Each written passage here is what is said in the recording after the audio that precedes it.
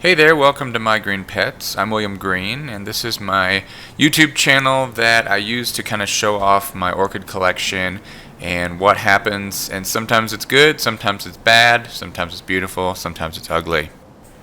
Recently, I've experienced some annoyances with my collection, but there's also several things that are getting ready. They look like they're getting ready to bloom. So maybe let's start out with that. The first plant I want to show you is a Catasetum type orchid, and it's called Mormodia Jumbo World. I've had this plant for about 5 years now, and it's just nice because it's not really big. It drops all of its leaves in the fall, and then in the winter it puts out these nice long spikes, and when the plant's really happy and really healthy, it has put out as many as 60 flowers. Now the flower buds this year actually look a little weird, like they kind of have opened up, or they have extra petals or extra sepals or something like them. It's like the flower buds have extra parts before they open. But anyway, that's going to be a really nice show, and it's probably still at least 3 weeks away from blooming. Now this plant, this is a Bulbophyllum, and it's a hybrid called Lovely Elizabeth, and it's got lots of growths, 1, 2, 3, and 4. And this plant has really spectacular flowers, but it hasn't bloomed in 2 years, and it doesn't look like it's going to bloom this year.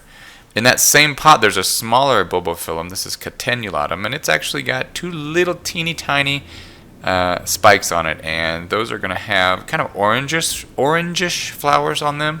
So we're looking forward to those blooming. Now this Bulbophyllum, Medusa, in the past it's put out some really spectacular shows, but this year, in spite of having like 12 or 13 spikes, it looks like the majority of them are turning black, and that means that they will not be blooming. I'm not sure if any of the spikes will survive. You can see kind of on the far right there, one of the spikes is still a good color, and then the other 2 are kind of black. So I'm not sure if any spikes will bloom this year, not quite sure, but this did happen a couple years ago as well, so I'm not too worried. This is a Appletonianum. It's got 2 buds on it, and that's going to be really great. I would love it if they would be both in bloom at the same time, but we will see. This is another of the Catasetum type orchids. This is a Fredclarkeara hybrid, and it has, see, I thought this thing had a nubbin on it, like it was going to bloom, like a spike, but now that I kind of get close and this thing has got some size on it, that doesn't really look like a spike to me. Does it to you? I think it looks like a new growth. Another plant that I'm excited to see bloom this year is this Phalaenopsis, schilleriana. It's got 6 branches on the spike so far, and I'm not sure why the spike is leaning over to the left like that, because the light is actually behind me, not to the left. So it's like it's almost like the branches are growing away from the light instead of towards the light. But in any case, I'm going to leave it alone. Hopefully the spike will kind of sort itself out, as it were, and then when the thing finally blooms, I'm looking for a really beautiful show of I'd like 30 plus flowers on it this year. What you're seeing now is the seed pod, and all practical purposes, the fruit of Cattleya rex. I've got several of these plants, and many of them are putting out new growth right now.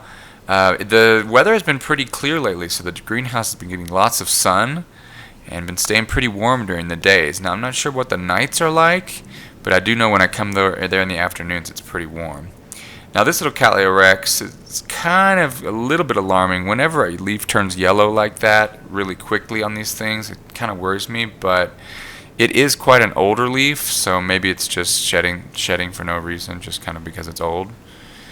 And this is a Cattleya Jessie Lee, and one thing about this plant is, for some reason, when I got it, the leaves haven't like opened up. They do have 3 sheaths with flowers they're going to be pushing out soon, but just curious why those leaves didn't open up.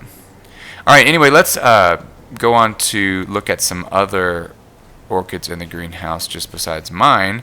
The first thing I want to show you is that this is kind of Rhynchostylis season. There's a lot of these plants that are starting to bloom, and the one kind of across the aisle from me here is just hanging. It's starting to open up, and it looks so cool. I can't wait until it's completely bloomed out. I don't think I've ever seen one with this many flowers on it. It's also a really nice color. It's just kind of like a orangey, peachish something. I got up there and I smelt a little bit, but I didn't get too much of a fragrance out of it. But it's going to be really nice when this thing blooms. Or when it blooms out completely, I mean. And I guess these things grow just like Vandas. I mean, it seems to love the greenhouse. What I like is how robust the plant is itself, and then it puts out these massive flower spikes. Just a tough looking plant. It also comes in different colors. This is kind of a white and purple. And this one really has a nice fragrance. It almost smells like soap. And then you can also get it. This one's kind of done, almost done blooming, but you can see, kind of catch the tail end of this last bloom here. It's got a nice kind of purplish magenta bloom. Now this is an Oncidium in the greenhouse that has been, the label on it says maculatum, but I used to have a maculatum and I can see the similarities, but I don't think this is it. Maculatum's fragrance is different, the flowers are bigger, and these smell really sweet. Still a very nice one. I didn't see the tag on this path, but it looks like sukhakulii, one of those, I don't know how to say, but pretty cool path. And then this, my neighbor Joe has some plants over next door to me, and he's got this, well, it used to be classified as a roscioglossum, but those flowers are going to be super cool when they open. There's also a really cute dendrobium with white flowers with just this very little slight blush of pink on the edges. I've been told that if they don't get if they get too much nitrogen, if they don't get a cool rest, they start growing what I'm showing you here, these keikis, these miniature plants, instead of growing out flowers. So it's kind of interesting to me. I actually recently got one of these nobile type dendrobiums, so I'm looking forward to kind of experimenting with cold spells in the winter and seeing how these things grow. Alright, well, that's it for the greenhouse today. Let's head back over to my apartment and let me show you what I got going on over there. Okay, welcome over to the apartment. Let's have a quick look at what's going on with the plants that are here. Now, I had a dendrobium that I got last week and I ended up taking it to work. So I'm posting updates on my Instagram about that plant, but I'm not able to get over there to take video right now. So let's just look at what we got here. First of all, let's look at our conditions. We got 20.4 degrees Celsius at 27 degrees, or 27% relative humidity. We got a nice big Phalaenopsis here. It's annoyed, but it has got nice new leaf pushing out, lots of new roots pushing out. Hopefully that will do something, maybe push out a spike in the spring, who knows. Then in front of that I got my Paph prime child here with lots of new growth on it, and it's finally kind of, I know it's growing a lot slower now because the temperatures are cooler, it doesn't get as much light, but the new growth looks so much better than they did when they were growing in the greenhouse. Also, this is a Paph Michael Koopowitz. It's got 3 new growths. It's got 2 here, kind of hard to see, but then it's got another one over here, and those are also, you can see where they've kind of, you can see the dark marks, and then kind of how the plant's growing out of the dark, those dark stains. I think those stains are caused by whatever fertilizers are used in the greenhouse.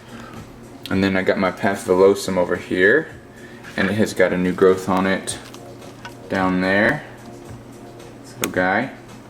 So I let this dry out at the surface before thinking about giving it any water. And then of course this is my Dienia ophrydis, and it is losing the leaves on its last growth here, so it's just going to be this collection of these white kind of interesting looking bulbs that are just going to kind of sit there dormant for a couple of months, and then in late March, early April, it will start growing again.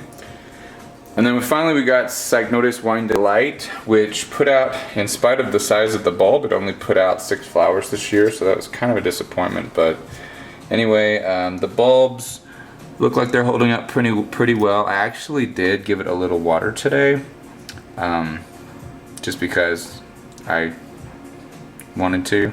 But anyway, if you look at the bottom here, it's got, next year's growth is already starting.